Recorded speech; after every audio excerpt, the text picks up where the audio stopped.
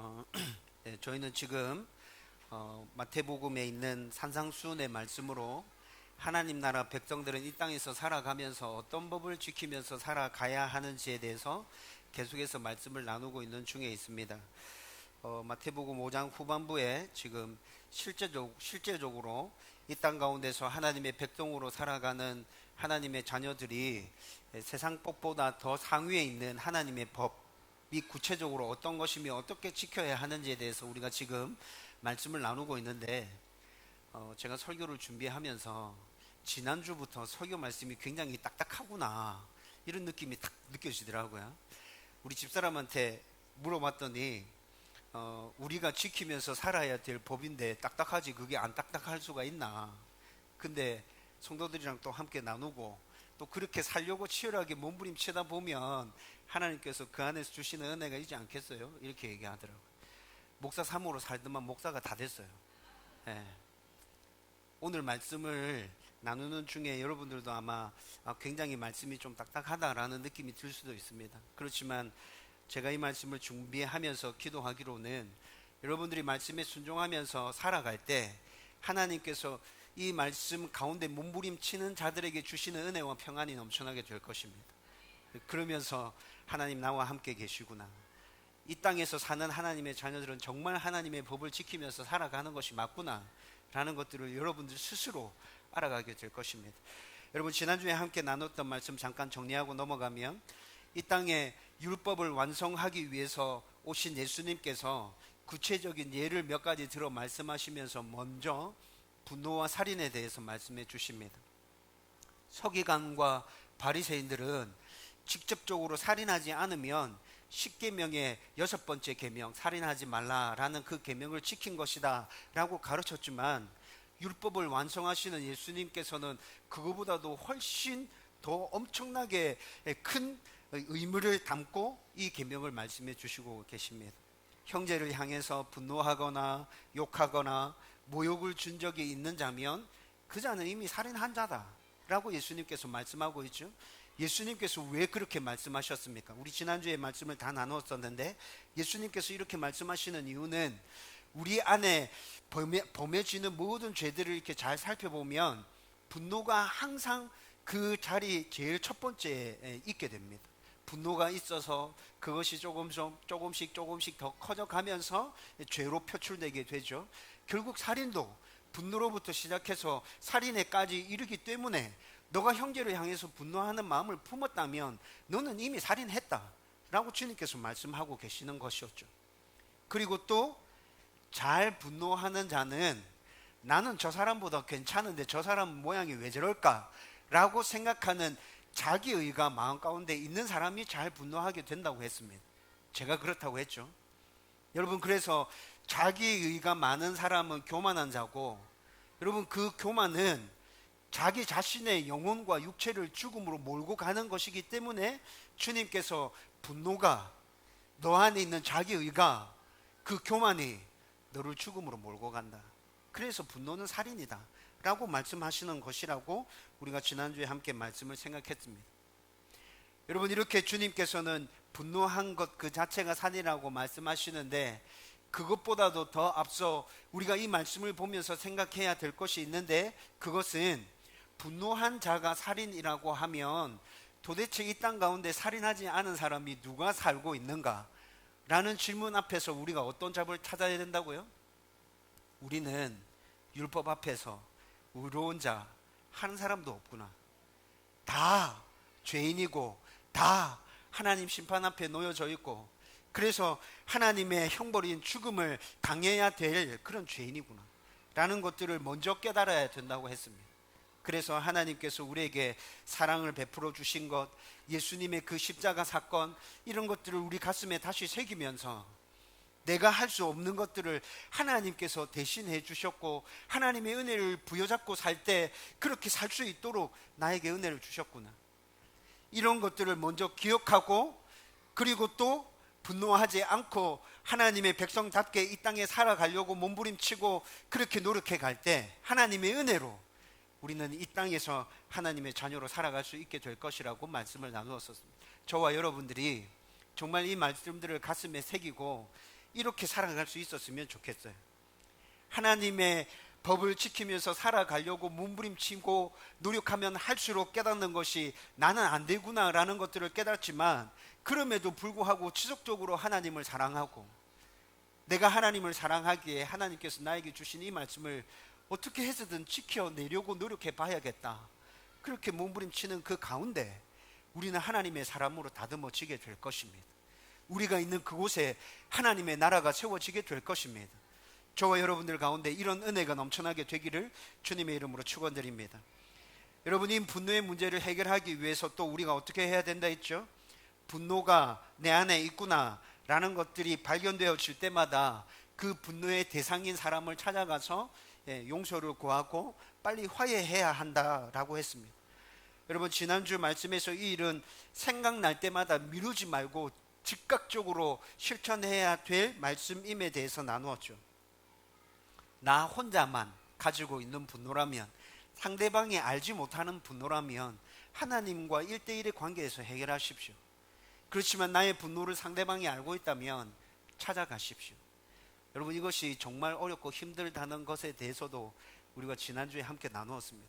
그렇지만 힘들고 어려운 이 말씀 앞에 여러분들이 순종으로 반응할 때 우리 눈에 보이지 않는 그 하나님을, 살아계신 하나님을, 나의 아버지 되신 그 하나님을 여러분들은 삶 속에서 경험할 수 있게 될 것입니다.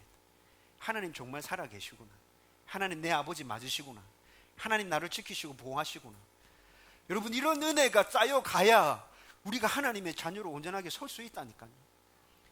여러분, 정말 어렵지만 마음에 결단하고 순종할 수 있는 저와 여러분들 되기를 주님의 이름으로 축원드립니다. 여러분, 오늘 말씀은 이제 10계명에서 7계명 간음하지 말라와 연관되어진 말씀인데, 오늘 이 말씀을 함께 나누어 보십시다. 여러분, 음행의 문제는 성경을 잘 살펴보면 하나님께서 창조하신 아담과 하와를 통해서 인류가 시작되어지잖아요. 그 인류가 시작되어지고 난 다음에 얼마 지나지 않아서 이 음행의 문제로 온 세상이 난리가 나거든요. 여러분, 제일 첫 번째로 음행의 문제가 구체적으로 드러나는 사건이 창세기 6장의 노아 홍수 사건입니다.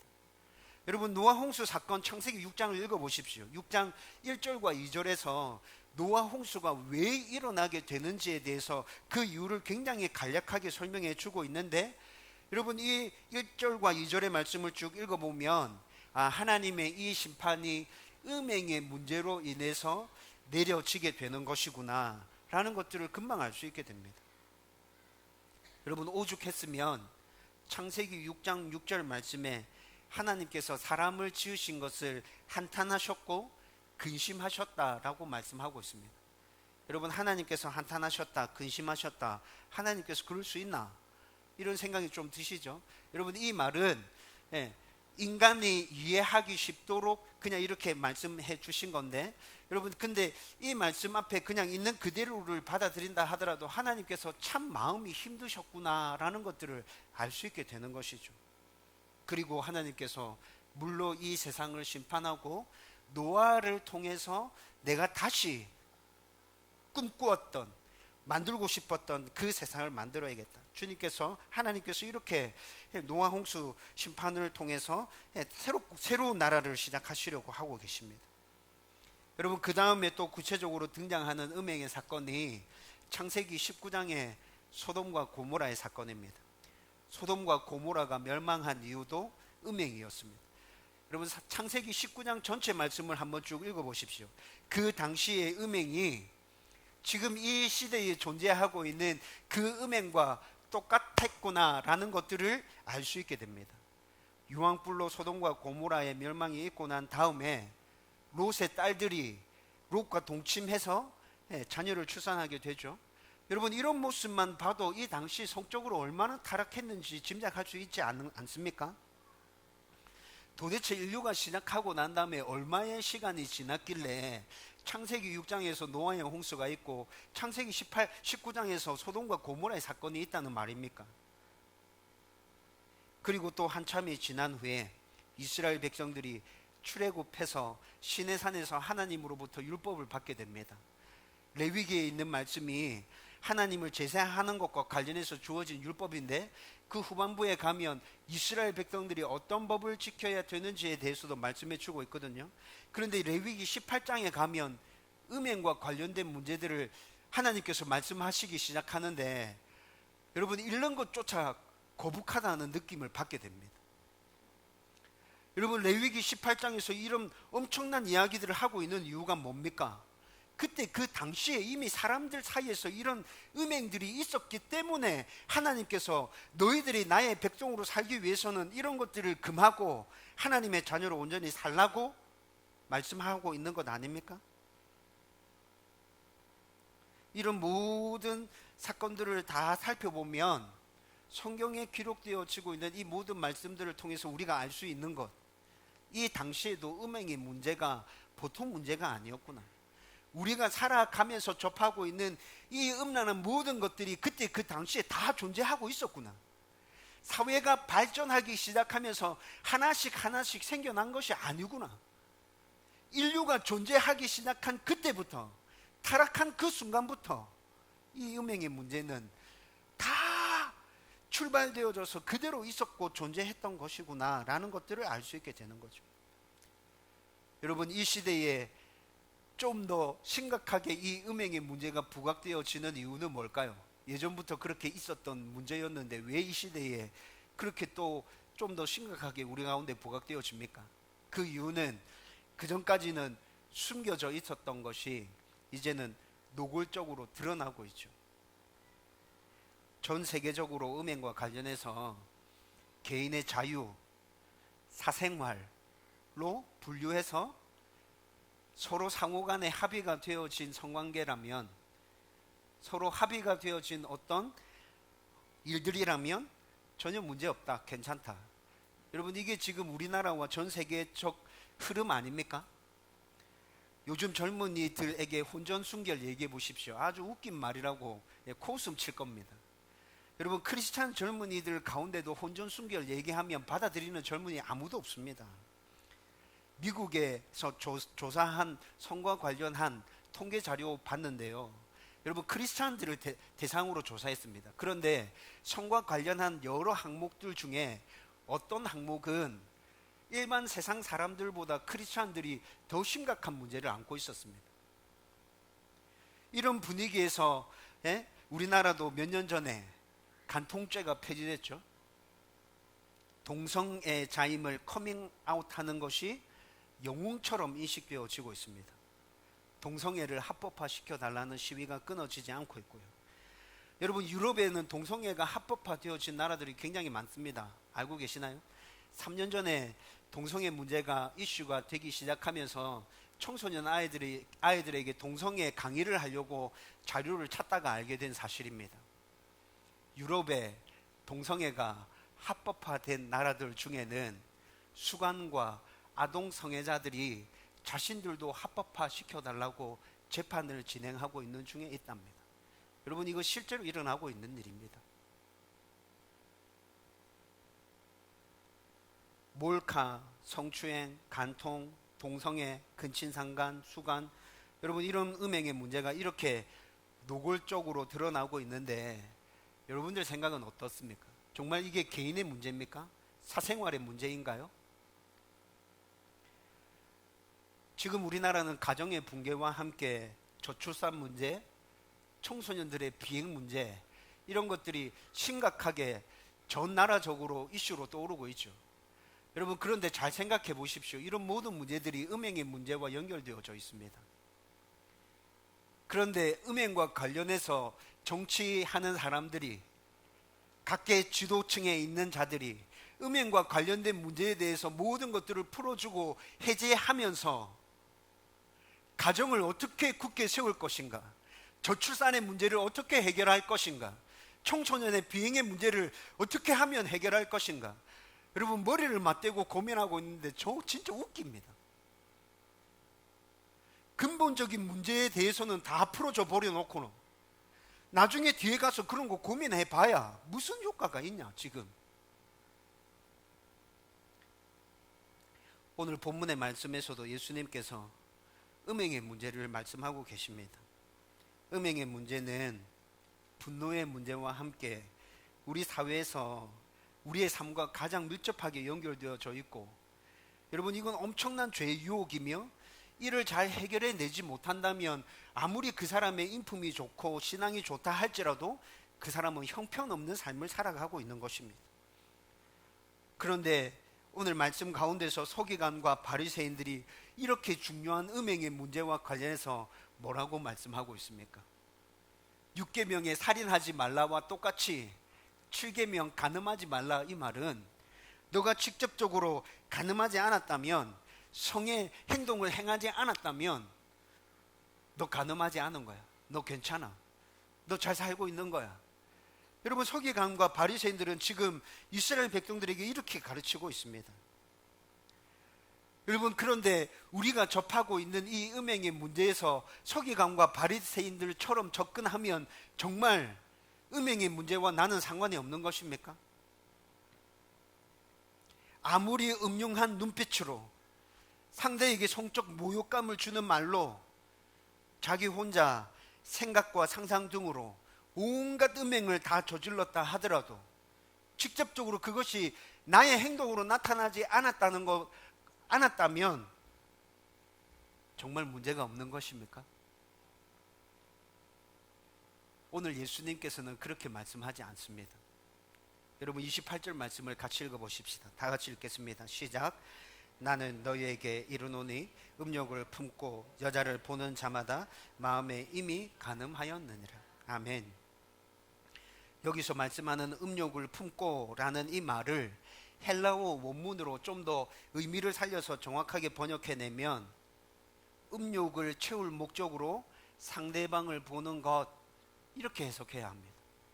음욕을 채울 목적으로 상대방을 쳐다보고 있는 것, 이것을 오늘 성경에서는 음욕을 품고 라고 말하고 있는 것입니다. 여러분 사람에게는 모두 다 성욕이 있습니다. 그렇죠? 네, 성욕이 있습니다. 그런데 성욕은 정상적인 것입니까? 어떻게 생각하세요? 정상적인 것이죠. 성욕은 하나님께서 우리에게 허락해 주신 아름다운 선물이었습니다. 축복이었습니다. 여러분 이것이 비정상이라고 말하면 성을 만드신 하나님 자체가 비정상이라는 말이 되는 것입니다. 여러분 우리 안에 있는 성욕, 성적인 욕구 굉장히 지극히 정상적이고, 여러분 이건 좋은 거고 이것들이 죄라고 생각하면 안 돼요. 그렇게 생각하는 사람들은 생각을 고치십시오. 그런데 뭐가 문제인 것입니까? 음욕을 품는 게 문제인 것입니다. 음욕을 품는 것. 음욕을 품는 것과 우리가 성욕을 느끼는 것은 다른 문제입니다. 음욕을 품는 것에 대해서 여러분 성경에 아주 위대한 신앙의 위인 중에 이 부분에 대해서 굉장히 잘 설명해 주는 사람이 있습니다. 바로 다윗입니다. 여러분 사무엘하 11장부터 다윗이 밧세바를 간음하는 사건이 등장하는데, 여러분 사무엘하 11장 집에 가셔서 한번 잘 읽어보십시오. 음욕을 품고 이 말이 무엇인지 다윗을 통해서 정확하게 알게 됩니다. 여러분 다윗이 저녁이 되어서 잠자다 일어나서 왕궁 옥상에 올라갑니다. 왕궁 옥상에 올라가서 주변을 쭉 살펴보다가 강가에서 밧세바가, 강가인지 뭐 어딘지 잘 모르겠어요. 하여튼 물가에서 밧세바가 목욕하는 장면을 목격합니다. 여러분 그런데 이때 이 당시에는 저녁 해질녘에 여인들이 한적한 물가에서 이렇게 목욕하는 것은 보편화되어져 있는 일입니다. 여러분 수도가 발전했겠어요? 샤워 시설이 발전했겠어요? 예? 해가 져버리면 깜깜하잖아요. 그러니까 해질녘에 빨리 가서 씻고 이렇게 돌아오는 것은 보편화되어져 있었던 일이라고요. 밧세바가 모든 주변이 공개되어져 있는 데서 목욕했겠어요? 아니죠. 여러분 그런데 왜 다윗이 이 모습을 목격할 수 있었습니까? 왕궁 옥상에 올라갔으니까. 성경을 읽어보세요. 왕궁 옥상이라고 나와 있어요. 높은 곳에 올라가서 보니까 밧세바가 목욕하는 장면이 보였어요. 근데 이게 보편적인 일이라고 말씀드렸잖아요. 그러면 어떻게 하면 됩니까? 아, 여인이 목욕하고 있구나. 빨리 눈을 돌리고 그 상황을 피하면 됩니다. 그런데 말씀을 쭉 읽어보면 다윗의 눈에 밧세바가 목욕하는 그 장면이 아름답게 보였다고 성경은 말씀하고 있습니다. 아름답게 보였다고. 여러분, 아름답게 멀리서 목욕하고 있는 그 여인이 아름답게 보이려고 하면 얼만큼 자세히 봤다는 얘기예요. 에? 눈을 떼지 않고 이렇게 자세히 쳐다보고 있었다는 얘기죠. 음흉한 눈빛으로 쳐다보고 있었다는 것입니다. 그리고 그 뒤에 말씀을 계속 읽어보면 다윗이 그 여자가 누구인지 알아보기 위해서 사람을 보냅니다. 그 사람이 가서 우리아의 아내 밧세바라는 사실을 알아와서 왕께 알리죠. 여러분, 우리아의 아내 밧세바, 우리아가 누구죠? 다윗의 충신이었습니다. 여러분, 사무엘 말씀을 쭉 읽어보면, 사무엘 말씀 쭉 하의 말씀을 읽어보면 뒤에 가면 다윗의 충신들의 이름이 등장하고 있거든요. 거기에 우리아의 이름이 나와요. 여러분, 우리아는 지금 전장터에서 목숨을 걸고 다윗을 위해서 싸우고 있는 중입니다. 우리아의 아내 밧세바라는 사실을 알았다면 다윗이 음욕이 생겼다 하더라도 거기서 멈춰야 되는 것 아닙니까? 나의 충신의 아내구나. 우리야 지금 전장터에서 목숨 걸고 싸우고 있는 중인데, 여러분, 접었어야 됐었죠. 그런데 그 사실을 알고도 다윗은 자신의 음욕을 계속 진행시킵니다. 11장의 말씀을 계속 읽어보면 그 뒤에 밧세바를 데려오기 위해서 전령을 보냅니다. 여러분, 처음에 보냈던 사람은 전령이 아니었습니다.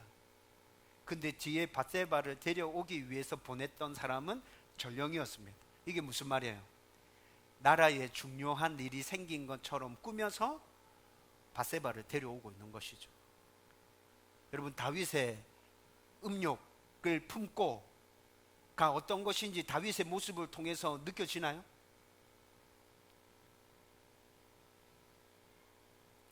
다윗은 지금 자신의 마음과 생각에 담겨져 있는 그 음욕을 구체적으로 상상했고, 그 상상을 행동으로 하나씩 옮기고 있는 모습을 보여주고 있죠.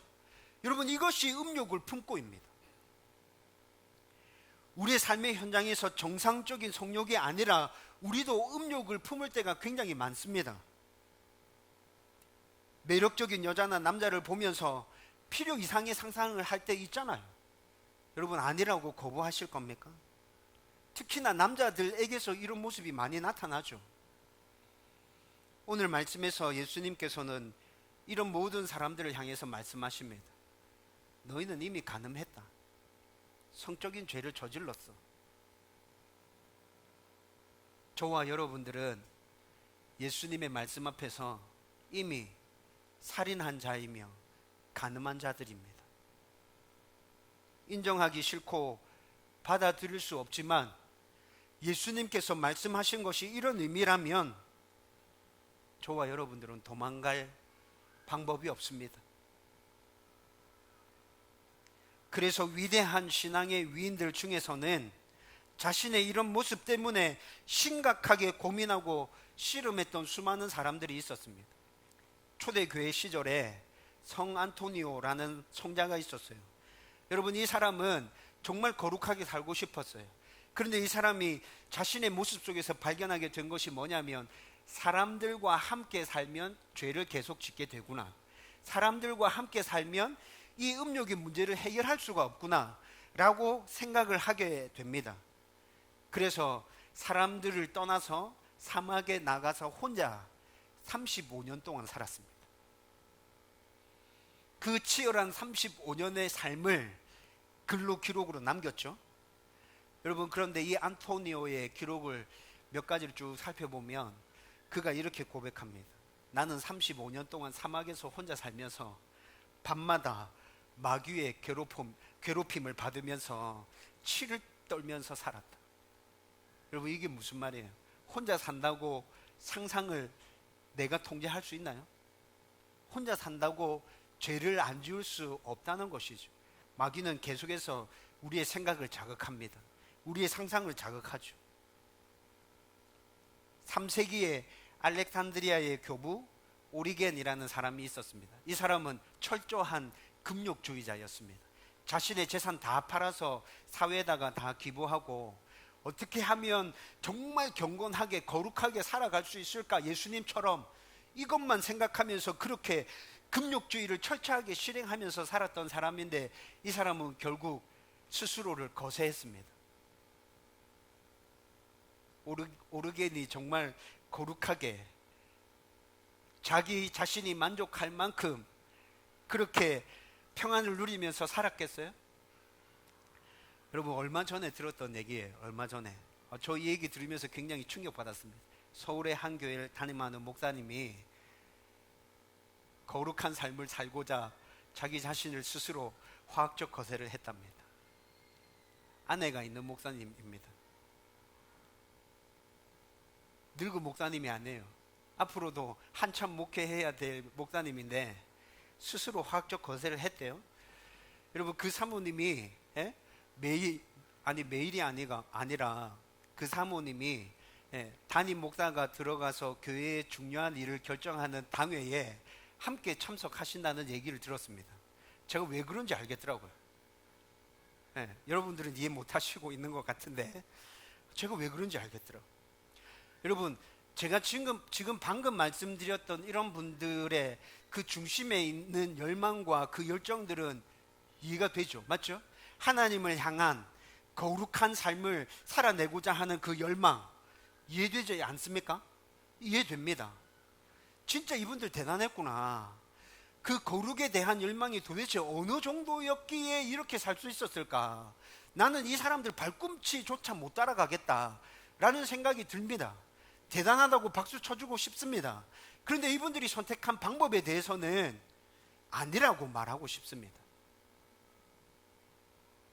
특히나 화학적 거세를 감행했던 그 목사님, 저는 그분의 신앙이 정말 경건한 신앙인지에 대해서 점검해 볼 필요가 있다 생각합니다. 여러분, 그런데 이런 분들이 이렇게 극단적인 방법을 선택한 이유가 뭘까요? 여러분, 오늘 말씀 가운데 29절과 30절을 말씀을 읽어보면 이분들이 왜 이렇게 극단적인 방법을 선택했는지 조금 이해할 수 있는 부분도 생겨납니다. 눈, 손, 발이 우리를 범죄케 하면 어떻게 하라고요? 빼버리고 찍어버리라고 말씀하고 있죠. 여러분, 그런데 이 말씀이 진짜 우리의 눈을 빼버리고 우리의 손과 발을 찍으라는 말입니까? 여러분, 눈을 빼면 몇 개까지 뺄 수 있습니까? 두 개 뺄 수 있잖아요. 그렇죠? 여러분, 음행과 관련된 죄를 평생에 2번만 짓고 말 것입니까? 아니, 이렇게 말하면 좀 이상하다. 의지적으로 짓는 건 아니라 하더라도 음행과 관련된 죄가 내 평생에 2번 있고 끝납니까? 여러분, 두 눈 다 뽑아버리고 난 다음에 어떻게 할 거예요? 손과 발이 죄를 짓는 것에 대해서 이걸 진짜 찍어버리면 2번 지나고 난 다음에 3번째는 어떻게 할 거예요? 자결할 겁니까? 여러분, 이 말씀의 의미는 그런 말씀이 아닌 거죠. 여러분, 이 말씀을 그렇게 받아들이면 안 됩니다. 여러분, 이 말씀의 의미가 정확하게 뭡니까? 적극적인 마음과 자세를 가지고 너가 보는 것으로 죄를 짓고 있다면 그거 더 이상 보지 마라. 보지 말라는 거예요. 두 눈을 빼버리면 못 보는 거잖아요. 그렇죠? 너가 적극적인 마음과 적극적인 그 자세를 가지고 네 손이 죄를 범하는 것이면 다시는 그 죄를 짓지 않겠다고 결단해라.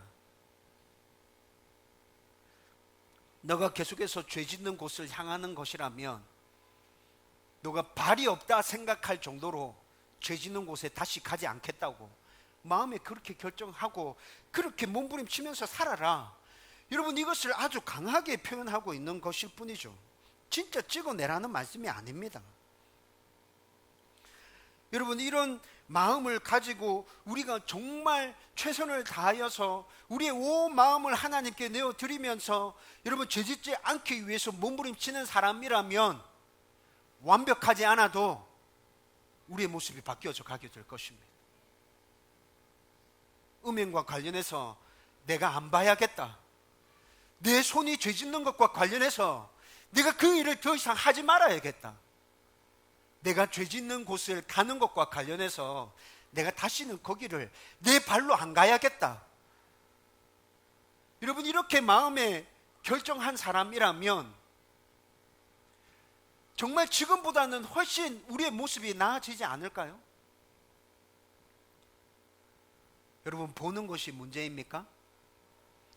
여러분들의 핸드폰을 스마트폰에서 투지폰으로 바꾸십시오. 여러분, 보는 것이 문제입니까? 여러분들 혼자 있는 장소에서 인터넷을 끊으십시오. 여러분, 보는 것이 문제입니까? 여러분들의 케이블 TV를 그냥 유선 채널로 바꾸십시오. 여러분, 그렇게 내 마음과 내 자세를 결정하고 더 이상 보는 곳으로 죄짓지 말아야겠다, 여러분 결정하십시오. 여러분들이 행동으로 죄를 짓고 있습니까? 내가 죄 짓는 행동을 왜 계속하는지에 대해서 여러분 생각해 보십시오. 내가 왜 이것을 지금 계속하고 있지? 뭐가 문제인 거지? 내가 바라고 있는 게 뭐야? 이것을 통해서 내가 얻어내려고 하는 게 도대체 뭐야? 여러분 생각해 보라는 거죠. 어떻게 하면 이걸 바꿀 수 있을까? 어떻게 하면 죄 짓는 행동 대신에 정말 아름답고 선하고 좋은 일들을 내 삶 가운데 채울 수 있을까? 여러분, 이런 것들에 대해서 고민하십시오. 죄 짓는 곳으로 향하는 나의 발걸음이 문제입니까? 여러분, 그곳을 향하는 그 시간에 교회로 와서 매일 기도하십시오. 교회로 와서 매일 기도하십시오. 하나님, 나를 불쌍하게 여겨주십시오. 하나님, 내 안에 그 죄 짓는 곳으로 향하고 싶은 유혹이 오늘 또 일어났습니다. 하나님, 그래서 제가 그곳에 가지 않기 위해서 지금 교회로 나온 거예요. 하나님, 내 마음을 좀 붙들어 주세요. 나를 좀 불쌍히 여겨주세요. 여러분, 이런 마음 가지고 더 이상 힘들어하지 않도록 나를 좀 도와주세요. 여러분, 우리의 모든 삶 가운데 이런 결단과 결심이 있다면 우리는 죄로부터 멀리 떨어진 삶을 살아갈 수 있습니다. 완벽하지 않다 할지라도 몸부림치는 가운데 하나님이 나와 함께 계시며 하나님 나를 도와주시는 은혜들을 누리면서 살아갈 수 있게 될 것이라고, 저와 여러분들이 그런 은혜를 누리며 살아가게 되기를 주님의 이름으로 축원드립니다. 그리고 성경적인 관점에서 음행에서 벗어나기 위해서 제가 개인적으로 여러분들에게 꼭 부탁드리고 싶은 것이 있습니다. 여러분, 서로 존중하며 건강한 부부 관계를 유지하십시오. 다시 말씀드립니다. 여러분, 서로 존중하며 건강한 부부 관계를 유지하십시오. 건강한 부부 관계라고 하면 결혼을 전제로 지금 제가 말하고 있는 것이죠. 그런데 여러분들 중에 결혼하지 않은 사람도 있습니다. 결혼하지 않은 사람이라면, 결혼에 대해서 전혀 생각이 없다면, 여러분 성욕을 통제할 수 있다면 그거 굉장히 좋은 것입니다. 바울도 그렇게 얘기했죠. 그렇죠? 여러분, 그렇게 독신으로 살면서 하나님의 뜻을 이루고 하나님의 나라를 세워가면서 여러분들의 삶을 즐기면서 살아가십시오. 그리고 여러분들이 살아가는 그 삶의 현장 곳곳에서 그렇게 하나님의 나라를 세워드리세요. 하나님이 정말 기뻐하실 거예요. 여러분들의 삶을 축복하실 것입니다. 그런데 가끔이라도 나의 성욕을 통제할 수 없다면 여러분, 결혼하셔야 합니다. 좋은 배필을 찾으세요. 하나님께 기도하세요. 그리고 결혼하십시오. 그리고 상대를 존중하면서 아름다운 가정을 만들어 가기 위해서 노력하십시오. 여러분, 최근에 들은 이야기인데, 제가 이분의 강의를 직접 들은 건 아니고 이분의 강의를 직접 들은 사람으로부터 이야기를 들었어요. 의사이면서 장로님이라고 합니다. 그런데 이 장로님이 부부성과 관련해서 강의를 했는데, 부부 사이에 일어나는 문제의 70% 80%는 성관계가, 부부의 성생활이 원만하지 않음으로 일어나는 문제라고 이 장로님은 결론냈습니다. 그런데 그 강의를 들었던 분, 목사님이세요. 그 강의를 들었던 분도 이 장로님의 그 말에 동의했고, 저도 이 장로님의 말에 동의합니다. 여러분, 하나님께서 우리에게 아름다운 성을 허락해 주셨습니다. 성욕을 허락해 주셨죠. 성적인 욕구를 허락해 주셨어요. 그건 아름다운 거였어요. 하나님이 우리 삶 가운데 우리가 누리면서 살 수 있는 복으로 주신 것이었습니다. 그걸 어디에서 누릴 수 있습니까? 부부 관계 안에서. 여러분, 제가 지금 부부 사이의 성생활에 대해서 말씀하고 있는 것입니다. 굉장히 불편하십니까? 여러분, 혹시라도 불편한 생각이 있다면 여러분들은 이미 이 세상의 음란한 문화 가운데 물들어 있습니다. 부부의 성생활은 불편한 것이 아닙니다. 부부의 성생활은 제가 다시 말씀드리지만 하나님의 선물이며 아름다운 것입니다. 우리는 그 안에서 기쁨을 누려야 합니다. 하나님께서 이렇게 아름답게 주신 선물인 성을 우리는 잘 사용하고 잘 누리지 못하고 있어요. 그 안에서 일어나는 그 불편함들 때문에 부부 사이가 하나가 되어지지 않고 분리가 되어져 있어요. 너무 아픈 현실이죠. 여러분, 부부 관계에서 성생활의 불만에 대해서 진지하게 얘기해 보신 적 있나요? 굉장히 불편하죠. 불편합니다. 엄청나게 불편합니다. 저는 자존심이 상한다 라는 말을 그때 이런 상황에서 자존심이 상한다라고 말하는 것이구나 제가 처음 느꼈습니다. 여러분, 우리 집사람과 성과 관련된 이야기를 나누는 거 굉장히 불편했습니다. 그래서 제가 저 결혼 14년 차거든요. 네, 한 두 번 정도 굉장히 길게 카톡으로 쫙 써서 우리 집사람한테 보냈습니다. 여러분, 웃고 계신 분들 있는데 여러분, 이거 얘기해야 합니다. 얘기해야 합니다. 진짜 부부 사이의 성과 관련된 부분 진짜 이야기하기 어렵습니다. 남편은 남편대로 어렵고 아내는 아내대로 어렵습니다. 그런데 이 이야기들이 진지하게 진행이 되고, 그리고 서로 존중해주고, 그리고 그 안에서 성생활의 기쁨을 만족하며 누릴 수 있다면 여러분들의 가정은 하나님이 축복하시는 건강한 가정으로 설 수 있습니다. 이 사회가 아무리 음란하고 성적으로 타락한 그런 사회에 내가 살아간다 할지라도 우리는 거룩한 하나님의 자녀의 모습을 지켜나갈 수 있게 될 것입니다. 여러분, 오늘 집에 돌아가셔서 부부끼리 앉아서 이야기하세요.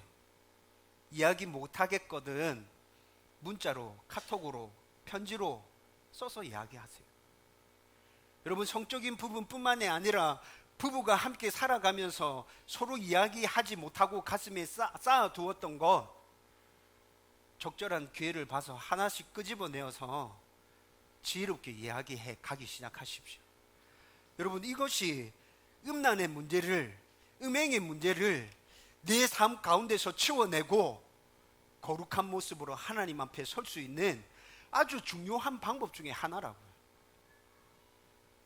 저는 진심으로 여러분들에게 바라고 소원하고 여러분들을 주님의 이름으로 축복하는 것, 여러분들의 가정을 잘 지키라는 것입니다. 부부 사이의 관계를 잘 지키라는 것입니다. 그렇게 음행의 문제를 잘 해결하고 여러분들이 하나님의 백성으로서 이 땅 가운데 건강하게 살아가게 되기를 주님의 이름으로 축원드립니다. 이제 말씀을 정리하려고 합니다. 여러분, 성경에 등장하고 있는 많은 죄들을 쭉 살펴보십시오.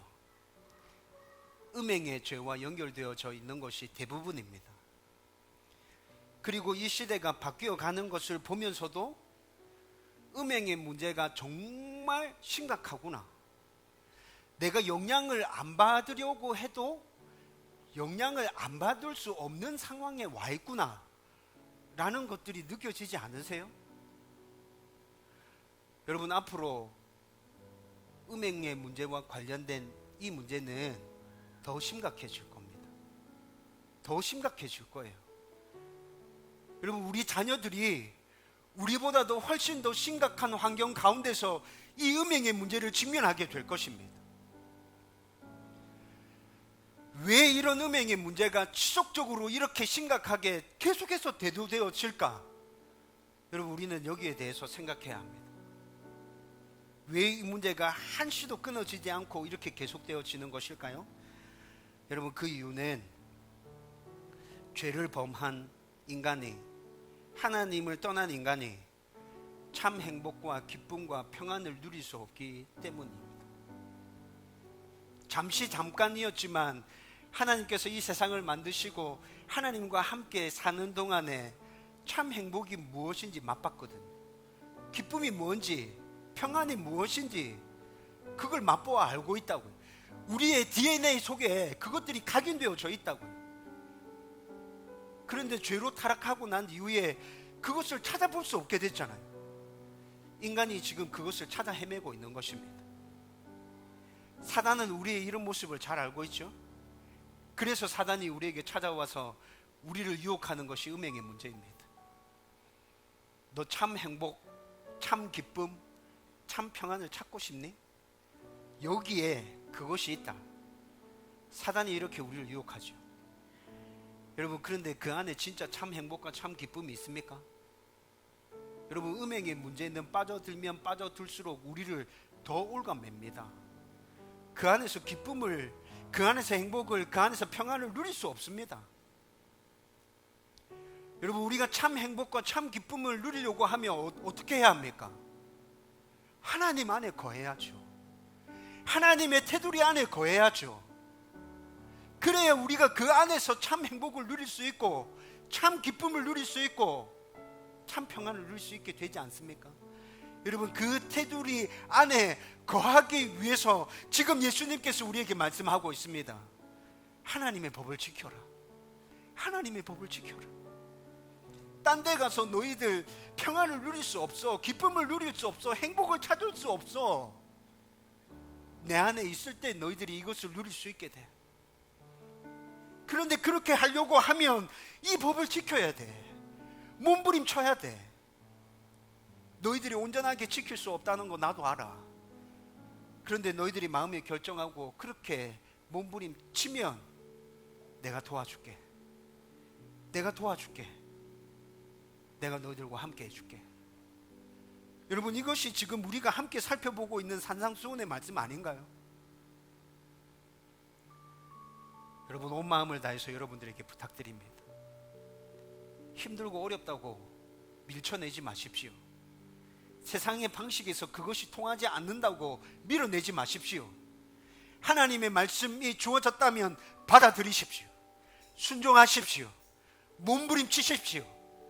여러분들의 모든 방법을 다 동원해서 그렇게 살아내기 위해서 애쓰십시오.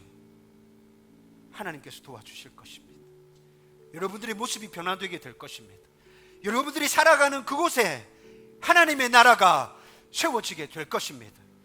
저와 여러분들이 이런 은혜를 누리게 되기를 주님의 이름으로 축원드립니다.